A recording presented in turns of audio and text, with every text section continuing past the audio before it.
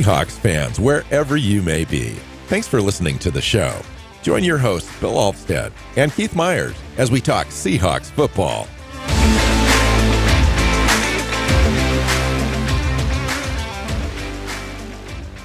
Hey, Seahawks fans, welcome back to another episode of the Seahawks Playbook podcast. I'm your host, Bill Alvstad, sitting down, as always, with co-host Keith Myers, here to talk Seahawks football. I've got a great show for you planned today. We're going to do the Game 3 pregame, look at the matchup between the Saints visiting the Seahawks on Sunday. Should be an interesting game. Saints have played hard. I'll give them credit. The first two games of the season, but came up short. Spencer Rattler's the quarterback. So far in his career, he's 0 for 8 in his starts. So not a great stat to have on his side of the equation. But I'm expecting a game that's probably a little closer than anyone anticipates. Maybe Seattle pulls away and surprises me a little bit, and kind of it looks more like that Pittsburgh game. But I'm really interested to see how you see the game and the matchup, Keith. Welcome in.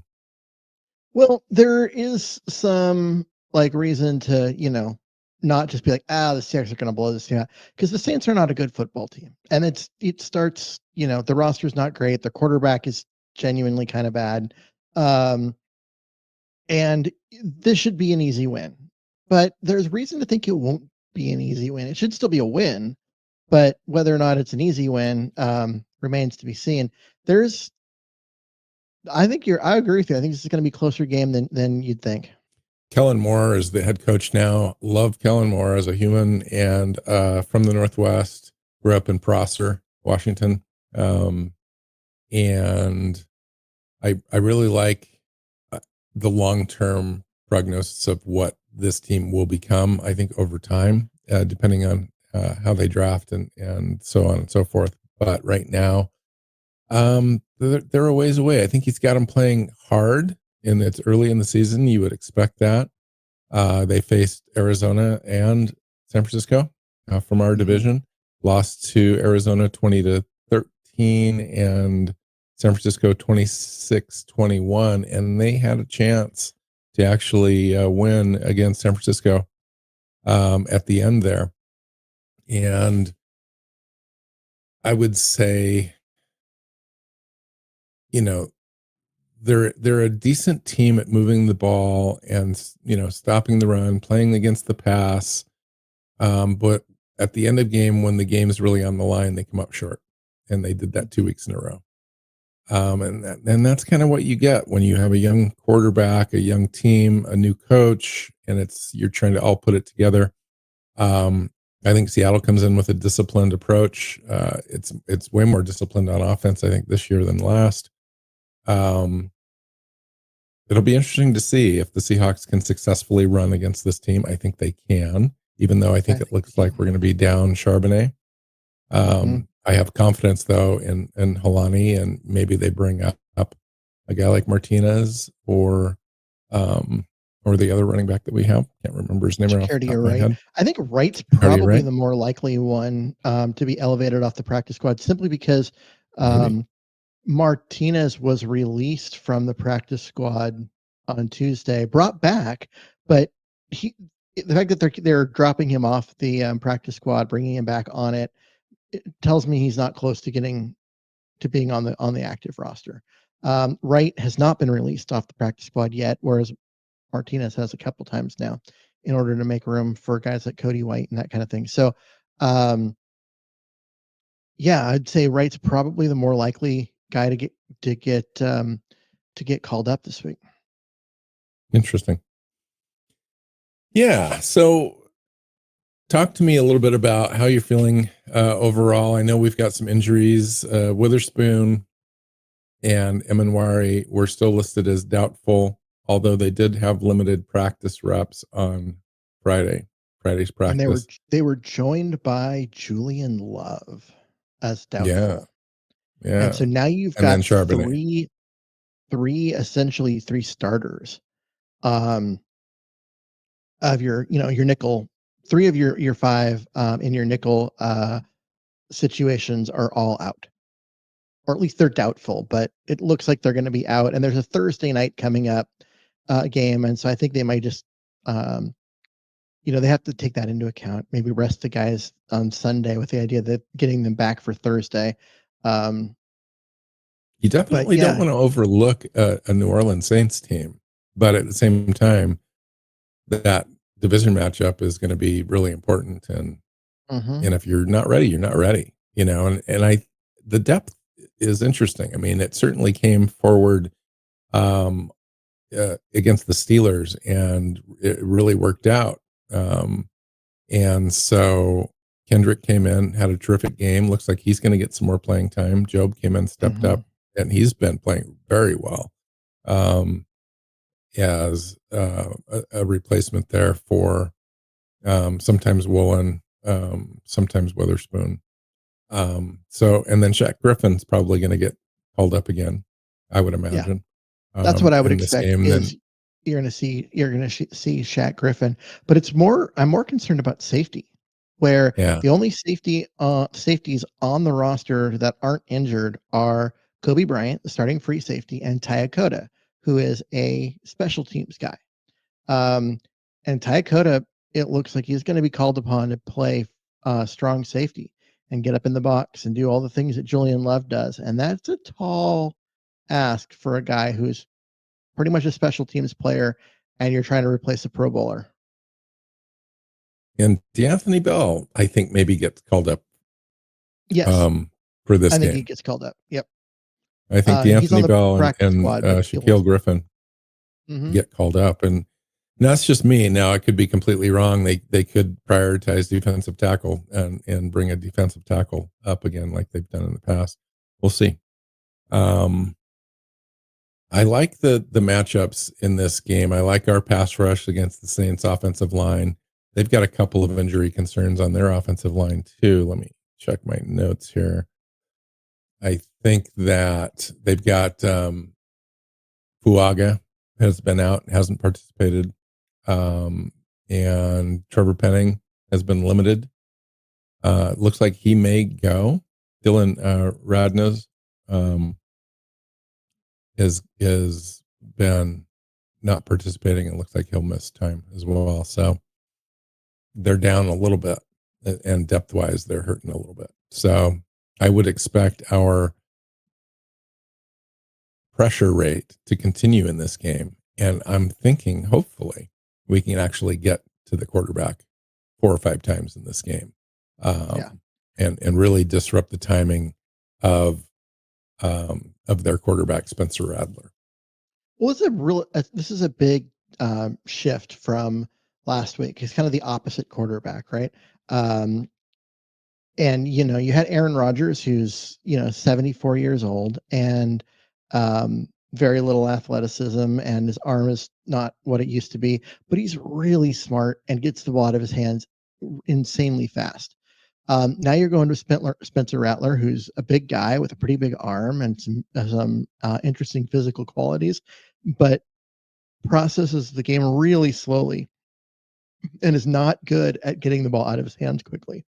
Um, I think you're going to see a lot of sacks because this is a guy that holds onto the football way too long.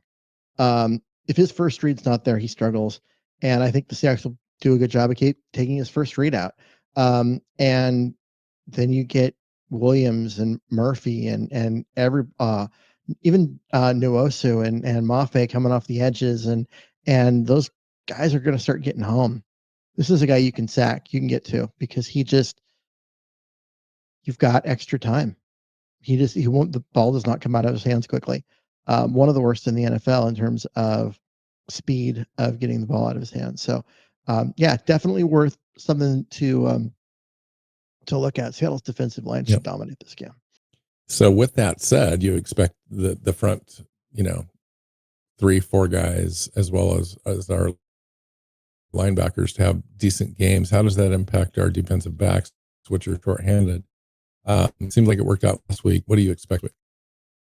Well, it worked out last week, but then you have Julian Love out, and that the Julian Love injury kind of scares me. He is a guy that is better than I think most people think, he does more. He means more to this defense than a lot of people realize, because he does everything. He can cover in the slot. He can play free safety. He can play strong safety. He covers the run well. He covers tight ends well. He can, pick up the slot receiver and go man coverage there. He can do anything on the back end, and not having that is going to limit what they are able to do. They're going to be a lot more stagnant on the back end without all their pieces, because Love is a guy that can move around and do everything. That freed up Devon Witherspoon to be all over the field and do things.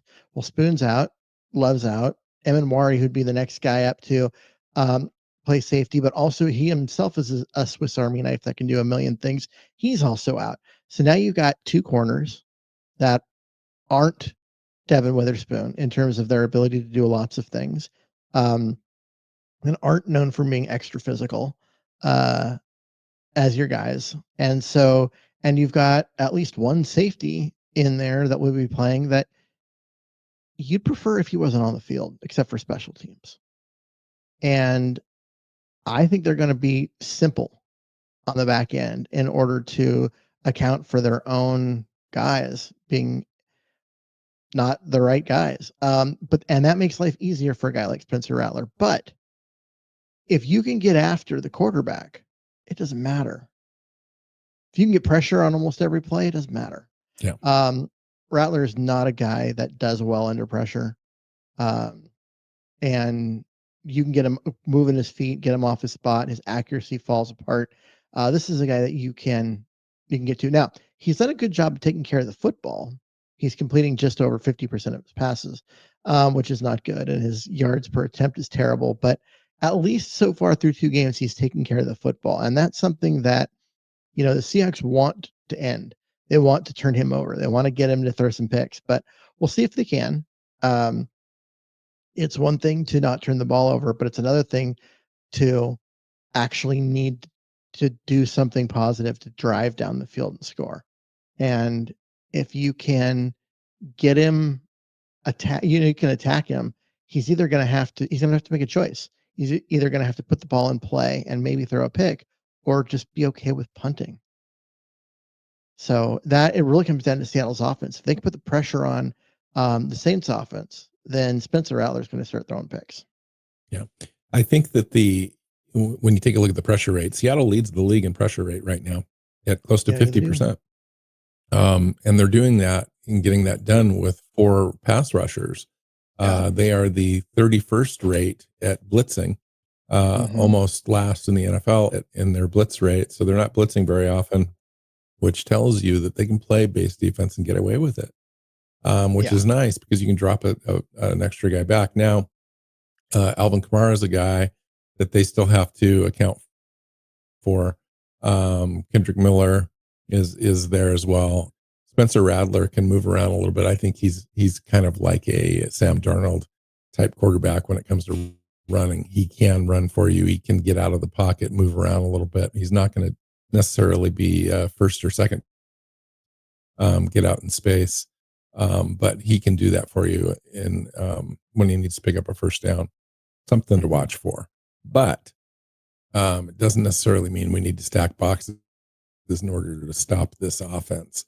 I think base defense is probably going to be the ticket, and at least most of the time, I think you'll see some things, some certain situations where they'll generate some pressure and have some stunts going. But I think for the most part, we can get it done in base, especially since we're short-handed in the nickel and dime packages.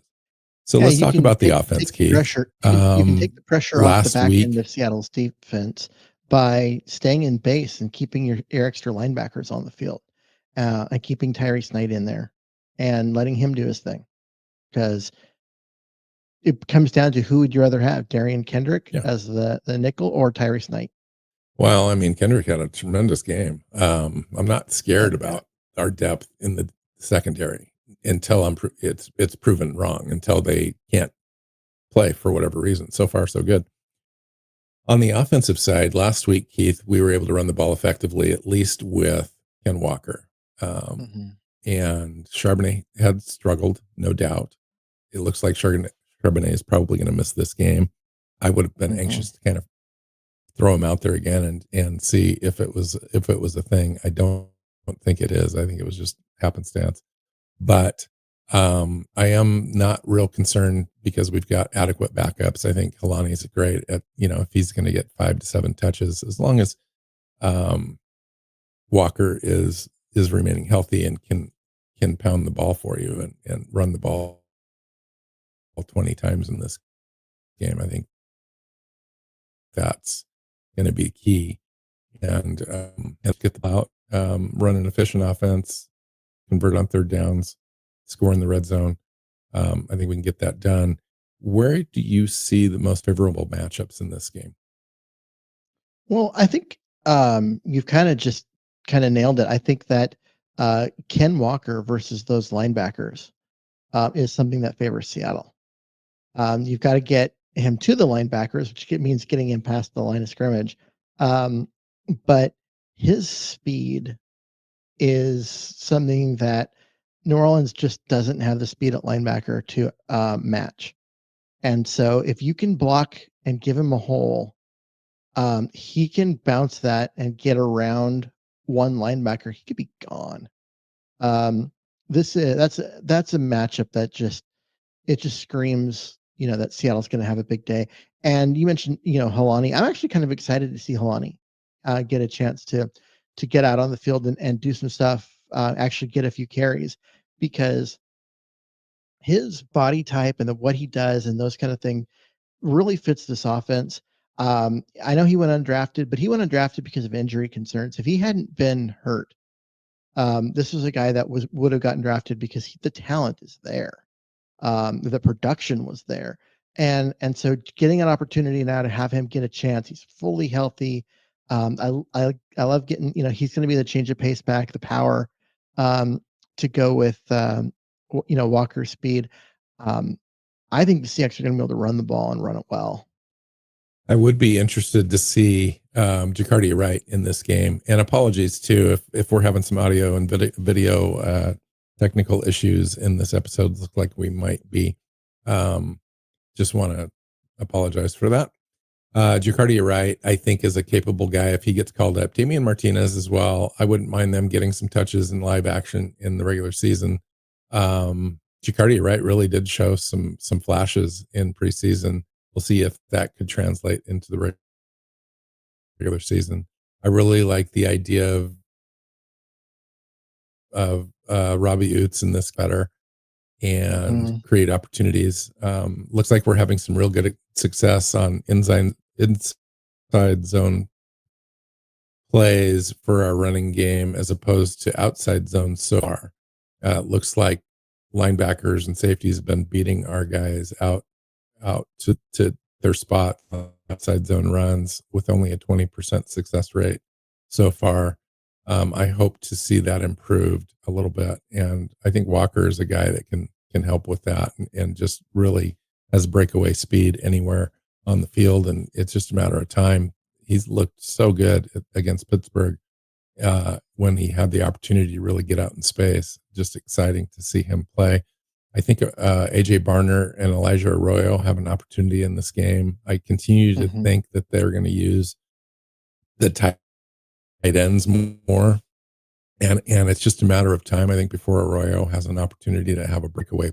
Like he's one of those players that he's going to get a matchup that's favorable. Darnold's going to get him the ball in space, and he's going to be able to do something, and that's going to be exciting.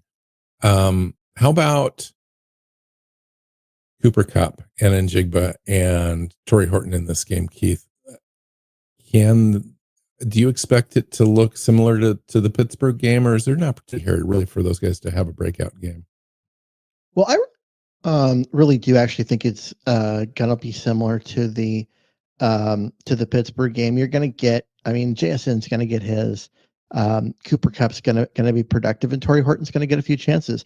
I know that they were a little at the beginning of the week. We were a little concerned. Well, maybe he's banged up and whatever, but he's not even on Friday's injury report at all. He's just not even listed, so he's going to be good to go. The rest of the offense is going to be good to go, and I like this matchup versus the corners and stuff that you've got. going for the Saints. This is part of the Saints roster that I'm just not ecstatic about. If I'm being completely honest, I like Yadam, one of their corners, but that's one of their corners. You got 3 different guys you got to cover, and I am not. McKinney just doesn't scare me at all. Neither does Taylor. Those are they're 3 guys that are going to be covering. I think Seattle's going to be able to get some guys open, and if you want to You try and mean cover them, McKinstry? yeah.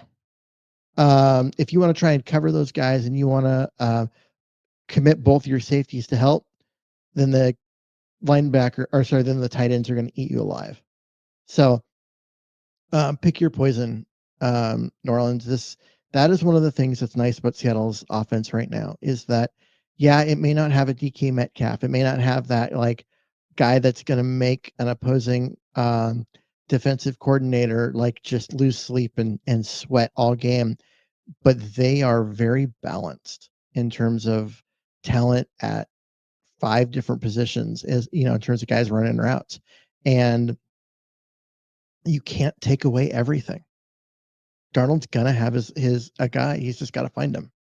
Yeah, no, I agree. I think, that's the key. I think Darnold plays well in this game. I think that the protections are there for our offensive line. There's really nobody on the defensive line for New Orleans that's going to scare me. Chase Young is out. It looks like Brian Breesy is there. I do like him, but he's only one guy. Jonathan Bullard's getting older. Cameron Jordan is long in the tooth at 37 years old now.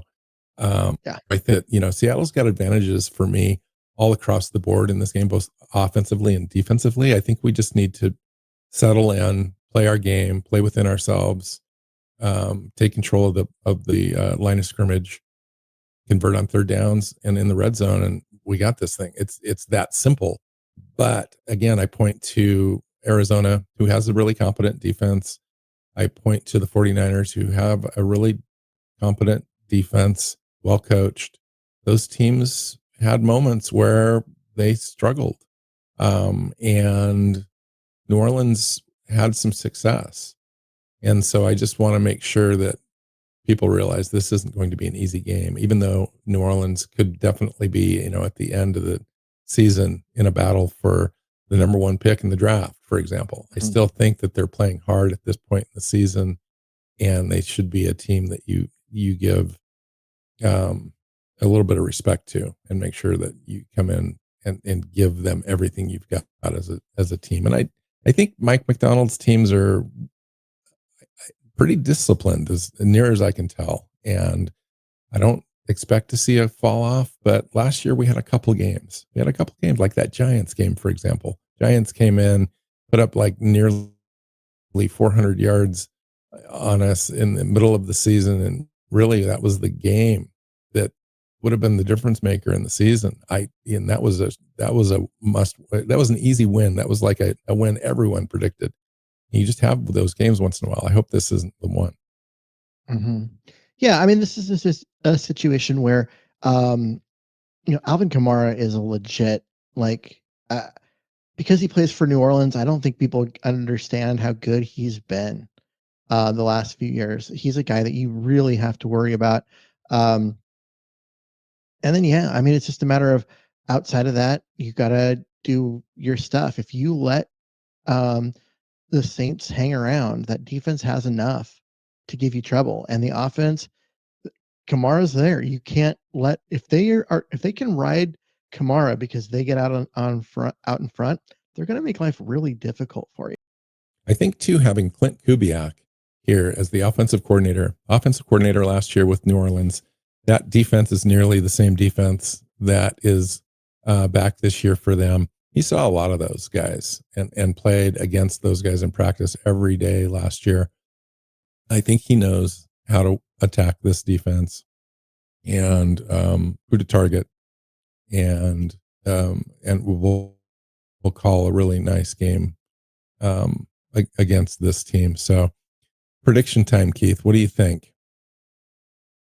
I gotta pick Seattle in this one. I just think, even with Seattle's injuries on the back end of the defense, that I still think that defense is better than um, the Saints' offense by a wide margin, just because of the front seven.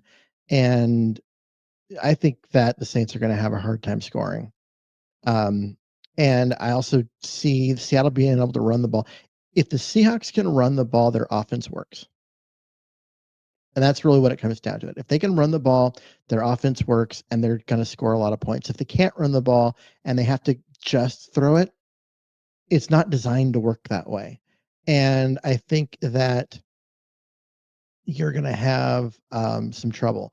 But I think Seattle can run the ball on this team. And once they do, things open up. Seattle just runs away with it. I'm expecting this to be I expect the Saints to get a few because of the injuries on Seattle's back end. But even then, I don't expect them to be able to hang with Seattle. I've got them scoring 16 points and Seattle scoring 27. Yeah, so far, I think the Saints have averaged scoring 17 points this year. Seattle holds them at 17. I think that this is probably the best defense, all around defense. I think that the Saints will have seen so far. And I think that I have at 13 points. I think on the other side, there's a chance that Seattle could score some points in this game, have some big plays. I think Ken Walker could have some big plays. And Torrey Horton can have some big plays. I think Arroyo can have some big play opportunities in this game. That's why I have Seattle squeezed 30 points. So I've got it at like 30 to 13. I do think that it could end up being one of those grinder games where you just come down to some silly answers and you're not expecting, and it could be a closer game. But I do think Seattle has enough to prevail as long as they play within themselves, stick with a solid game plan that we've talked about, and score points. I mean, you score points. I'm not worried about defense. I think if you're going to live their opportunity and possibly force a turnover or two. It is up to the defense. You said earlier, or excuse me, offense. It is up to offense. The offense needs to come ready to play and score some points. I think that they walk away the clear winner in this game. So, anything else, Keith? And we can just wrap this thing up. Go watch a good game on Sunday. Yeah, so I'm actually going to this game. I'm driving up and taking the family and going. So it'll be fun. I'm expecting Seattle to do well in this one and to have it be a pretty low stress, which means they'll probably make it really high stress and win at the last second and drive my blood pressure up. But yeah, I'm expecting a good game, and it's going to be fun. Taking the kids. It's always fun to take the kids. Yeah, no, that's a great time. Good luck with parking. Good luck with walking a lot, and good luck with food prices for a family sitting at a good spot, and enjoy the game all around. It's fun going to a game. I miss being able to go to games. I'm now in the Southwest now. I mean, I'm going to the Thursday night game next week against Arizona. So definitely looking forward to that. But I do miss the opportunity to go up to Lumen Field and watch games. Yeah, so enjoy that. Hope everything goes well. Try not to leave too early. I know that you want to do that to try to beat traffic so you can get out of town before traffic really starts. Otherwise, you add a couple hours to your trip if you're late getting out of that stadium. That's tough.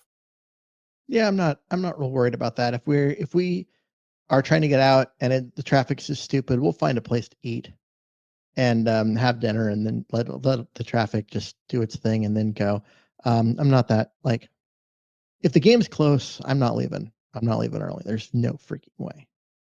I had season tickets when I was a kid. My mom and dad got them from the very inception, 1976, and held them until about 1989 or so, I think. And it was always a tradition to get there a couple hours early. Now, back in the day when it was the Kingdom, It was, you could get right close.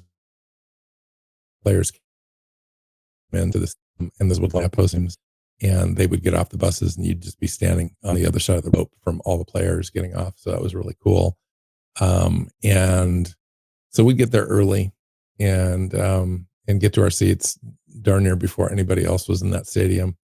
And then, but we would always leave a little early. So Dad always liked to get out of there about 5-minute mark in the fourth quarter, depending on the game. If it was just an amazing game and it was all locked up and who knows what was going to happen, we would stick it out. But usually, if we were up or we were down by a lot, we would tail it out of there.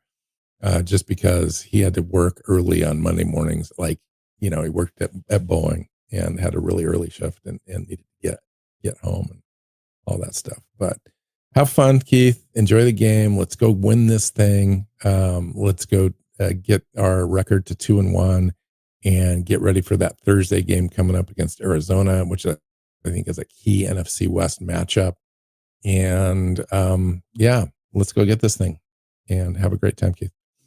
You can find Keith on Blue Sky at Myers NFL. You can find me at NW Seahawk. The show is Seahawks Playbook Podcast. You can find the show on your favorite podcast platforms and our YouTube channel, and hit that subscribe button when you find it. And make sure you have all those episodes land in your feed when the show comes out. So until next time, go Hawks. Go Hawks. Seahawks Playbook Podcast listeners, thanks for joining us for another edition of the show. You can find us on Twitter. Bill is at NW Seahawk, Keith is at Myers NFL, and the show is at Hawks Playbook. You can listen and subscribe to the show at SeahawksPlaybook.com.